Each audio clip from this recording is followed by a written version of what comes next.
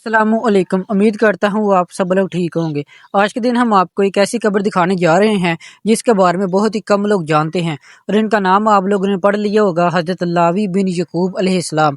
यानी आप हज़रत यकूब अलैहिस्सलाम के बेटे हैं और हज़रत यूसुफ अलैहिस्सलाम के भाई हैं। ठीक है, आप लोगों ने हज़रत यूसुफ अलैहिस्सलाम का वाक़या ज़रूर सुना होगा। अगर बात करें इस कब्र की, ये कहाँ पर वाक़या है, जब हम गुजरात से कोटला की तरफ जाते हैं, ठीक है, कोटला के पीछे दो गांव आते हैं, समराला और जंडाला। ठीक है, जंडाला शायद गांव है, मुझे कन्फर्म याद नहीं रहा, दोनों गांव है।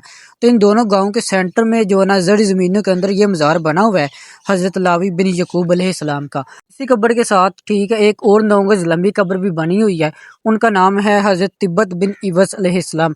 आप हज़रत मूसा अलैहिस्सलाम की औलाद से बयान किए गए हैं। ठीक है, हमारे यूट्यूब चैनल के ऊपर हज़रत तिब्बत बिन इवस अलैहिस्सलाम की कब्र मुबारक की भी वीडियो मौजूद है, आप जाकर वो भी वॉच कर सकते हैं। अब हम जो है कब्र शरीफ दिखाने जा रहे हैं हज़रत लावी बिन यकूब अलैहिस्सलाम। आप ये सामने तहत भी पढ़ सकते हैं हज़रत लावी बिन यकूब अलैहिस्सलाम के नाम से। यह कब्र शरीफ की आप ज़ियारत भी कर सकते हैं। कमेंट सेक्शन में बताएं आप लोगों की क्या राय है कि आप लोगों ने कभी इस तरह की पहले कब्रें देखी हैं हमारे पाकिस्तान में। हमारे पाकिस्तान में बहुत ज़्यादा 9 गज 22 गज लंबी कब्रें पाई जाती हैं। अगर आप इन लंबी कब्रों के बारे में जानना चाहते हैं तो हमारे चैनल को सब्सक्राइब ज़रूर करें।